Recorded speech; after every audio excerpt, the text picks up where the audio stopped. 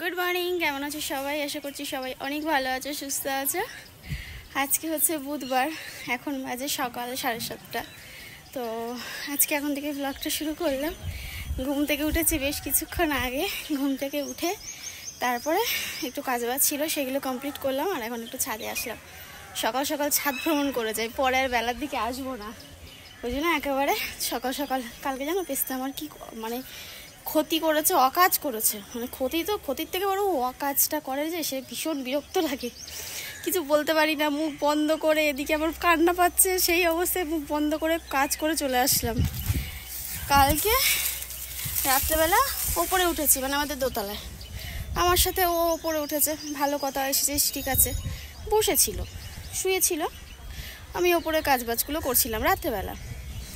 তখন আমার যে মানি প্ল্যান্টের একটা টব ছিল, সেরামিকের টব, মানে খুব সুন্দর, অনেক টাকা দিয়ে কিনেছিলাম। ওটা বেশ বড় সড়ো, ওর মধ্যে মানি প্ল্যান্ট রেখেছিলাম।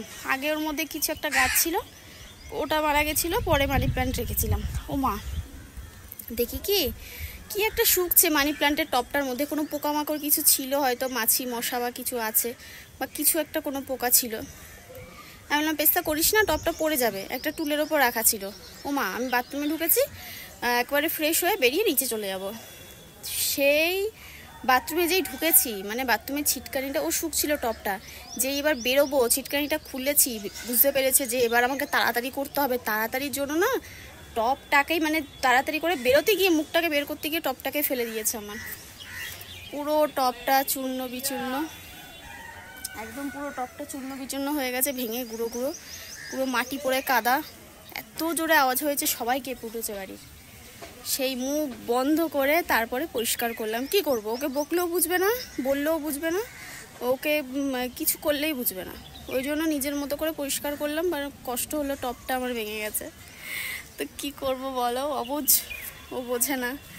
আর আমাকে বোঝাতে গেলে ওর সারা জীবন আমার কেটে যাবে, ও তাও বুঝবে না। ওই জন্য আর ওকে বোঝালাম না, নিজের মতো পরিষ্কার করে আবার অন্য একটা টবের মধ্যে ওই রাতেই গাছটা বসালাম। ছাদের গাছে কতগুলো ফুল হয়েছে, পেরে নিয়ে যাই, একেবারে বড়া খেতে পারবো আজকে। এই দেখো কত সুন্দর আজকে ফুল ফুটেছে, কুমড়ো ফুল। একটা, দুটো, এগুলো আবার একটু পরে বন্ধ হয়ে যাবে। 3টে, 4টে, 5টা, আর একটা কোথায় দেখলাম, এই একটা, 6টা ফুল ফুটেছে। এগুলোকে আবার তুলে দেবো, তুলে ঘরে রাখলে 6খানা। তো কালকেও হয়েছিল গো, দেখা হয়নি। দেখো প্রতিদিনই হচ্ছে, তবে এইগুলো সব পুরুষ ফুল, মানে কুমড়ো হচ্ছে না। এটা দিয়ে পড়ে গেল, হাত দেওয়ার সাথে সাথে জালিটা ছিঁড়ে পড়ে গেল। আরও হচ্ছে, তবে কুমড়োর যে ফুলগুলো সেগুলো হচ্ছে না। এই দেখো এখানে আবার মাছি মত এসে বসেছে। একটা দুটো কুমড়ো দিলে হয় কি বলো তো, ছাদে কি সুন্দর ঝুলে থাকবে, আমরা দেখতে পারবো। খাওয়ার থেকে বড় হচ্ছে এগুলো দেখে শান্তি, তাই না? সকালবেলা চলো ছাদটা একবার দেখিয়ে দিই। তবে ইতিমধ্যে রোদ উঠে গেছে, আর মেঘও করেছে, একটু মেঘলা মেঘলা ওয়েদার রয়েছে আজকে। এই এটা হাত দেওয়ার সাথে সাথেই পড়ে গেল, এটা ছোট হয়েছে। এই দেখো আমাদের ড্রাগন ফল সব তুলে নিয়েছি, বুঝেছো? খাজানা, কোটি টাকার খাজানা। এই দেখো বড় হয়েছে বেশ, দুটো দুটো ছোট হয়েছে, 2-3টে। আর প্রথমবারের ফলন তো, তাও যেটুকুনি হয়েছে অনেক হয়েছে। এটা দেখো, লাল টকটকা। আর এইগুলো ছিটতে গিয়ে পেছন দিকে পিঙ্ক কালার বেরিয়ে গেছে। আরও যেগুলো হয়েছে, এই দেখো এই ফুলটা কালকে ফুটেছে, এই ফুলগুলো আগের দিন ফুটেছিল। এই ফুলটা কালকে ফুটেছে, এইটা আগের দিন ফুটেছিল। আর এইগুলো ফুটবে, এখনো ফোটেনি। ওইদিকে অনেক হয়েছে। চলো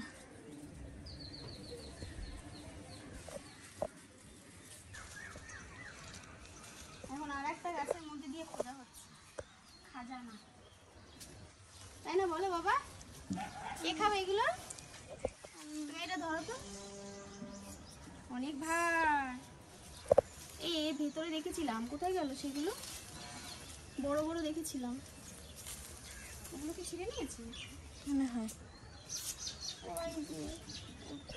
না না দাঁড়াও, আমাকে দেখতে হবে, কারণ কি বলতো, সব ছিঁড়লে হবে না, তারপর দেখবো পাকেনি, তখন মা আমাকে বকা দেবে। আমি মাকে বলেছিলাম, মা তুমি রাখো, আমি যখন ভিডিও করবো তখন আমি তুলে নিয়ে আসবো। দেখে দেখে তুলছি।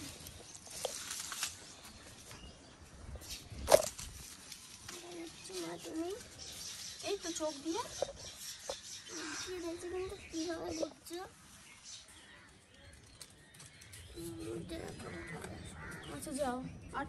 এতগুলো সবেদা হয়েছে, তারা গুনি। হ্যাঁ, 1 2 3 4 5 6 7 8 9 10 11 12 13 14 15টা। উরে বাপরে, 15টা সবেদা হয়েছে আর 6টা ড্রাগন ফল হয়েছে। ব্যাস রাজা হয়ে গেলাম। নিয়ে এবার বাজারে চলে যাব, 1 লাখ টাকা হয়ে যাবে। না গো, ওইগুলো এখন আমরা পাকাবো, পাকিয়ে সবাই মিলে খাবো, সবার একটা করে হয়ে যাবে। ফুল ঝরে গেছে।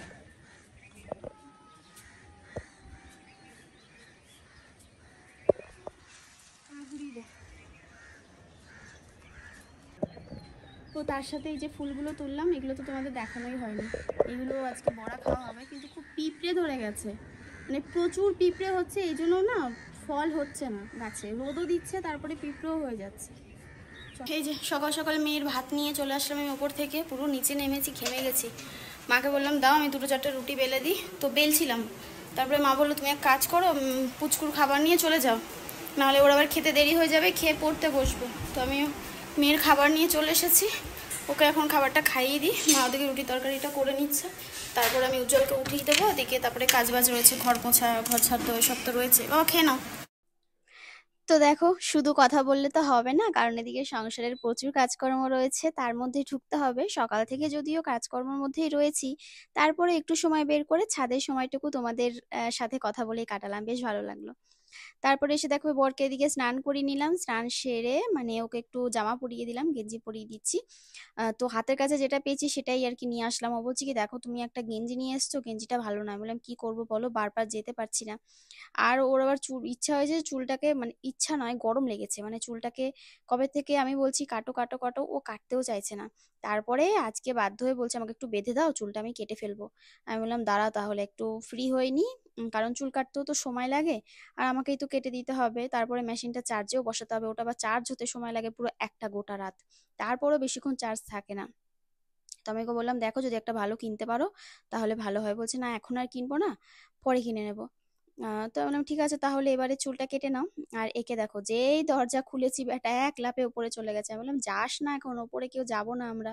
ও ভেবেছে আমি বোধহয় উপরে যাব। আসলে এসি চলে তো, সকালবেলা স্নান করে এসে না ওর গরম লেগে যায়।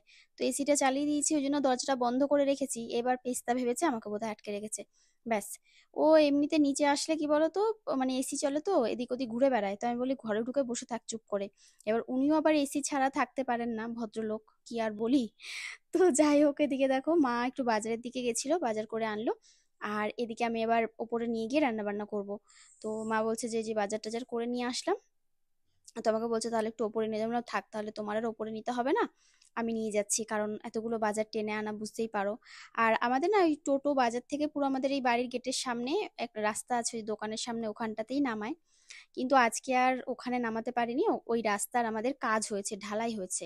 তো এবার একটু দূরেই নামিয়েছে, ওখান থেকে আবার বাজারগুলো টেনে টেনে নিয়ে আসা এত দূর, মানে হাত ব্যথা হয়ে গেছে। তো আমি বললাম তুমি রাখো, আমি ওপরে নিয়ে যাচ্ছি, ঘরদোরগুলো একটু মুছে নিই। তো নিচে যেহেতু রয়েছে, এবার ঘরদোরগুলো মুছতে তো হবেই। আর এমনিতেও যখন দেখি নোংরা টোংরা হয় বেশি, আমি মুছে দিই, যখন ওরা মুছতে পারে না। আর বেশিরভাগটাই ওরাই মুছে নেয় ওদেরটা। অনেকেই আগের দিনের ব্লগে, অনেকেই নয়, 2-4 জন কমেন্ট করেছে যে তুমি কেন নিচের ঘরদোর মুছে দিচ্ছ, ওদেরটা ওরা মুছে নিক। আসলে দেখো আমার তোমার বলে কোনো ব্যাপার নয়, আজকে যদি আমি ওদের কাজগুলো করে না দিই তাহলে এটা তো আমারই সংসার, তাই নয় কি বলো? আমি যদি না করি তাহলে কে গুছিয়ে করবে?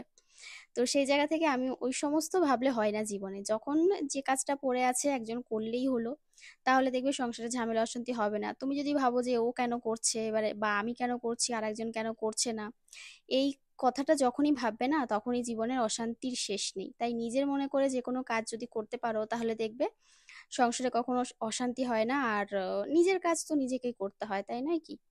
তো আমার কোনো সমস্যা নেই। নিজে ভালোবেসে যেটুকুনি আমি পারি করি, যখন পারি না তখন হয়তো আমি মাকে বলি যেটা পারছি না একটু করে নাও, বা মাও যখন পারে না আমাকে বলে দেয়। তো আমার মনে হয় বলতে কোনো অসুবিধা নাই, না বলে যদি চুপ করে বসে থেকে রাগ দেখাই, তার থেকে খারাপ আর কিছু হয় না। তো সেই জায়গা থেকে যদি একটু বলে দেওয়া হয় যে এটা আমি পারছি না, যা পারো করে না, ওই যে বলি আলু সেদ্ধ ভাত খেয়েও যদি চুপ থাকা যায় তাহলে সেটাতেই শান্তি। তো এটাই হচ্ছে ব্যাপার। আর এবার দেখো এদিকে সমস্ত সবজিপাতি গুছিয়ে গাছিয়ে রেখে দেবো। তো এদিকে কি কি এনেছে একবার দেখিয়ে দিই। মানে মা এনেছে রসুন, এখানে রয়েছে শরবত খাওয়ার লেবু, এখানে রয়েছে লঙ্কা, লঙ্কাগুলো বেশ মোটা মোটা রয়েছে, পেঁয়াজ, এই হচ্ছে গাটি কচু, আর এখানে রয়েছে ভেন্ডি, ভেন্ডিটা আবার একটু প্যাকেটটা ছিঁড়ে দেখালাম। এখানে দু রকমের শাক, একটা হচ্ছে তোমার কলমি শাক, একটা হচ্ছে পাট শাক। আর এখানে তিন রকমের ঝিঙা, একটা হচ্ছে চিচিঙ্গে, মানে কুশি আনাজ যাকে বলে, আর একটা হচ্ছে নেনুয়া, আর একটা হচ্ছে ওই এমনি যে ঝিঙে হয় সেই ঝিঙে। আর এখানে দেখো পটলগুলো কত বড় বড়। একটা পটল তোমাদের দেখাও ভাবলাম, সেই পটলটা কোথায় হারিয়ে গেল, কত বড় ছিল পটলটা। তো এদিকে যে কটা সবজি বাস্কেটে ঢুকিয়ে রাখছি, আর এদিকে কলাও এনেছে। তারপরে আর কি কি যেন এনেছে, তো যাই হোক সবার দেখানো হলো না। সেগুলোকে আবার ভালো করে গুছিয়ে রাখছি। তবে ওই যে চিচিঙ্গা গুলো, ওগুলো আর বাস্কেটে ঢুকবে না, অনেকটা লম্বা লম্বা। যেগুলো ছোট ছোট আছে আকৃতিতে, সেগুলোকে আমি এবার বাস্কেটে রেখে দিচ্ছি। আর শাকগুলো দেখি কোথায় রাখা যায়, কারণ এগুলোকে তো গুছিয়ে রাখতে হবে, না হলে না পচে যাবে। তো ফ্রিজের মধ্যে ভালো জায়গায় রেখে দিই, ভালো করে, যাতে থাকে কয়েকদিন বেশ খাওয়া যায়। না হলে এত সবজি খেতেও তো সময় লাগে, তাই নয় কি, ফোড়াতেও সময় লাগে। আজকে কি রান্না করবো বুঝে উঠতে পারছিলাম না, মা বলছে যা পারো যা ইচ্ছা হয় তাই রান্না করো। তো আমি ওপরে আসলাম, এবার উপরে এসে সবজি গোছাতে গোছাতে চিন্তা করছি যে কি এমন রান্না করব যেটা সবাই খেতে পারবে, বুঝতে পারছিলাম না। তো তারপরে ভেবে চিন্তে ডিসিশন নিলাম যে না, লাউটা করি, আর এদিকে মাছের ঝোল করি, আর উজ্জ্বলের জন্য পটলের তরকারি করবো, একটা একটু হালকা ঝোল আর মশলা দিয়ে, তাহলে খেতে পারবে। আর মাছ একবেলার জন্য মাছ করব, ব্যাস। আর ফ্রিজে ডাল আছে, যদি কেউ ডাল খায় তাহলে ডাল বের করে গরম করে নেব। তো এই হচ্ছে আজকের মেনু। একদম মানে ভাবতে ভাবতে কাজ করছি যে কি ভাবা যায়, কি রান্না করা যায়, এই সমস্ত আর কি ভাবছি। কারণ ভাবতে তো হবে, দেখবে রান্না করা আর কি পছন্দ হবে কিনা সবার, এই নিয়ে একটা চিন্তা থেকে যায়। মানে আমি এক রান্না করে দিলাম, হয়তো বললো যে এই রান্না করেছো, মানে এরকম একটা ব্যাপার হয়ে যায়। তো সেটাই হচ্ছে ব্যাপার। হ্যাঁ, তো এমন কিছু রান্না করতে হবে যাতে সবার পছন্দ হয়। তো ওইদিকে দেখো লাউটা বের করে রাখলাম, আর সবজি পাতিগুলো সব ঢুকিয়ে রেখেছি। তবে যে গাঠি কচু এনেছি ওটা তো আর ফ্রিজে রাখবো না, ওটা ছাড়াতে হবে, জানো তো, রাত্রেবেলা বসে বসে কোনো একদিন ছাড়িয়ে রেখে পরের দিন রান্না করতে হবে। কারণ অনেকটা সময় লেগে যায় গাঠি কচু ছাড়াতে। আবার আমার মাকে দেখতাম অন্যরকম ভাবে করতো ছোটবেলায়, কড়াইয়ের মধ্যে সেদ্ধ করে নিত, তারপরে সবাই মিলে আমরা ছাড়িয়ে দিতাম, মানে ছাড়াতে বসতাম। আমি, বাবা, দাদা, দিদি, দিদি যখন ছিল, দিদির বিয়ে হয়ে যাওয়ার পর তো আমরাই ছাড়াতাম। যখন অনেক ছোট ছিলাম তখন তিন ভাই বোন একসাথে ছাড়াতাম। আর বেশ ভালো লাগতো এগুলো ছাড়াতে, জানো তো, বেশ মানে অন্যরকম আঠালো আঠালো থাকতো তো, আর পাতলা একটা খোসা, টান দিলেই উঠে যেত। আর গরম জল দিয়ে সেদ্ধ করতো তো হাতে খুব গরম লাগতো, মা আবার ওগুলোকে তুলে একটা গামলার মধ্যে ঠান্ডা জল নিয়ে তার মধ্যে দিত, সেগুলো ঠান্ডা হলে তবে ছাড়াতাম। তো এই যে বলে না, ছোটবেলার স্মৃতিগুলো সত্যিই ভোলার নয়। মানে এই স্মৃতিগুলো ভীষণ মানুষের জীবনে গুরুত্বপূর্ণ হয় এই সময়গুলো। তো এদিকে ঘরদোরগুলো ঝাড় দিয়ে নিচ্ছি, নিচের ঘরগুলো ঝাড় দিয়ে নিয়েছিলাম। আর এবার এই যে ওপরের ঘরগুলো তোমার ঝাড় দিয়ে একেবারে মুছে নেব, কারণ নিচের ঘরগুলো গুছিয়ে টুছিয়ে রেখে এসেছি। আসলে যে জায়গাটা নিজের বাসস্থান করব, সেই জায়গাগুলো যদি নোংরা থাকে না, তখন দেখতে ভালো লাগে না। নোংরা আসলে থাকে না, কিন্তু প্রতিদিনকার যে কাজকর্ম, মানে পরিষ্কার করা, ঘর গোছানো, ওই জামা কাপড়গুলো একটু গুছিয়ে রাখা, বিছানাটা একটু ঝেড়ে রাখা, এই হচ্ছে ব্যাপার। এবার আমার একটু অন্যরকম স্বভাব আছে যে বারবার করে ঝাড় দেওয়া। আমার পেস্তার জন্য এমনিতেও আমাকে দিতে হয়, কারণ এদিক ওদিক টুকটাক লোম টোম ছিটে থাকে। তো তখন মনে হয় যে না, দু চারবার একটু ঝাড় দিয়ে নিলে ঘরটা পরিষ্কার হয়ে যাবে। তো যে কারণে একটু ঝাড়টার দিতে হয় বারবার করে। মুছি একবার, তবে আগে গরমকালে প্রচুর ঘর মোছা হয়ে যেত, দুবার তিনবারও হয়ে যেত।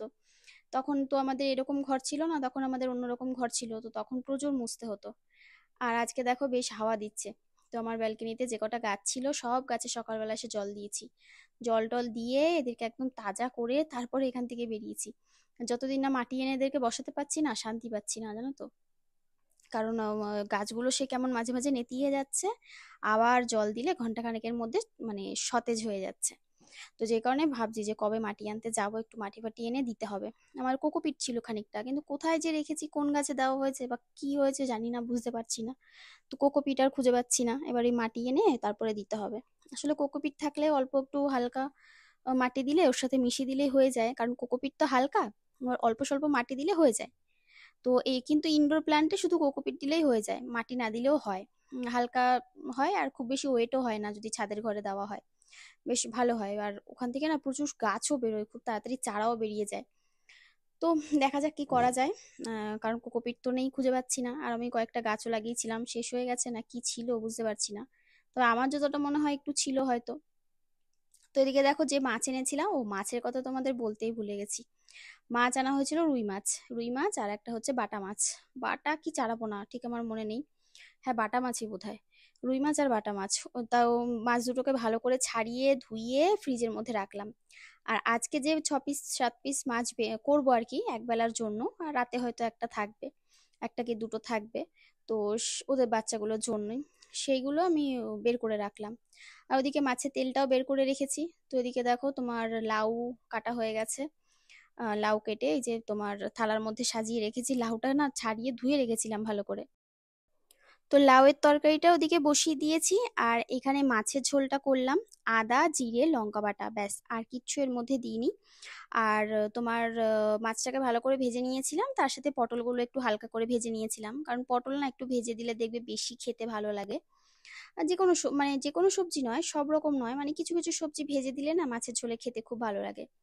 তো রান্না দুপাশে দুটো চড়িয়ে দিয়ে আমি দেখলাম যে আমার এই যে এই সেগুলো ক্যাবিনেট গুলো দেখলাম বাইরেটা না একটু হালকা হালকা আটার, যে মা সকালবেলা রুটি করে তো ওই গুঁড়োগুলো সব ছিটে ছিটে থাকে।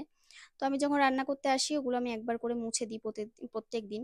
তাহলে কি বলতো, ওই ডেলির কাজটা না ডেলি হয়ে যায়, পড়ে থাকে না, মানে জমে থাকলে তো নোংরার পর নোংরা, সেগুলোকে আমার আবার ডলতে হবে, ভালো করে কলিন দিয়ে পরিষ্কার করতে হবে। তার থেকে ওই একটু হাত একটু নোংরা থাকলে শুকনো কাপড় দিয়ে মুছে দিলেও হয়ে যায়। খুব একটা বেশি খাটনির প্রয়োজন পড়ে না।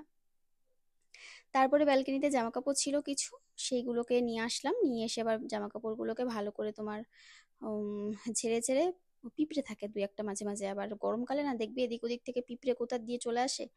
সেগুলোকে ভালো করে ঝেড়ে পুছে নিয়ে আসলাম, নিয়ে তারপরে যে ভাঁজ করে বা জায়গায় রেখে দিচ্ছি। আর রেখে দেবো। মেয়ে আবার কি একটা দেখাতে এসছে, তো আমি এবার সেটা দেখলাম।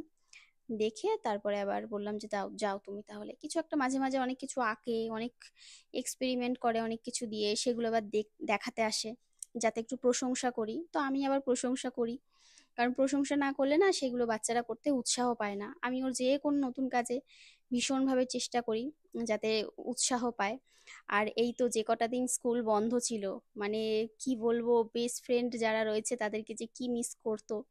ওর আবার ওয়ানেও একটা বেস্ট ফ্রেন্ড ছিল, যখন ওয়ানের সেকশন থেকে আলাদা হয়ে গেছে অন্য সেকশনে চলে গেছে সেই ফ্রেন্ডটা, তখন ফ্রেন্ডের কথা ভীষণভাবে বলতো। আর এখনো একটা বেস্ট ফ্রেন্ড ওর হয়েছে, সেই ফ্রেন্ডের কথা ভীষণ বলে।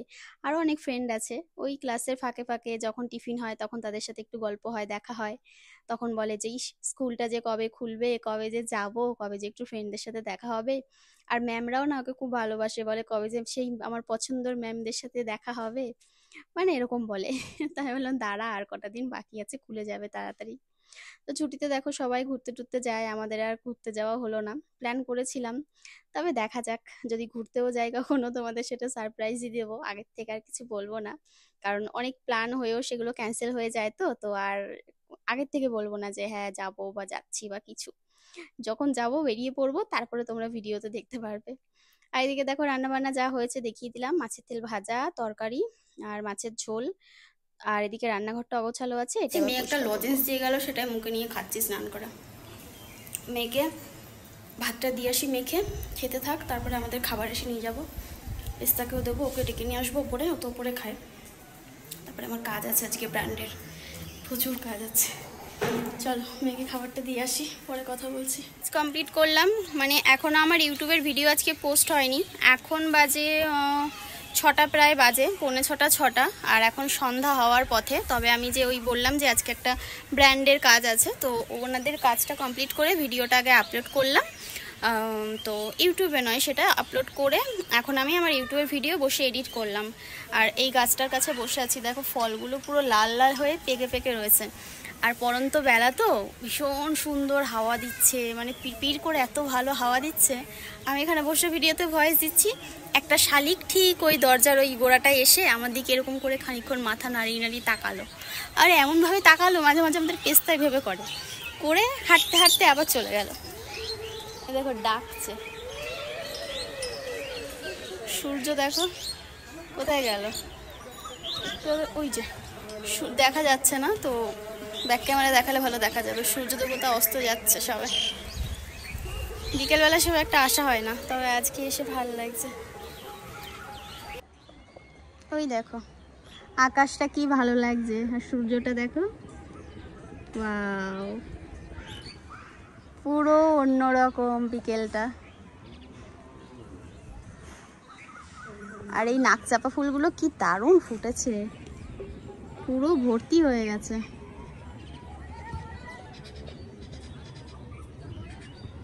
ওই দেখো শালিকে ঝগড়া করছে।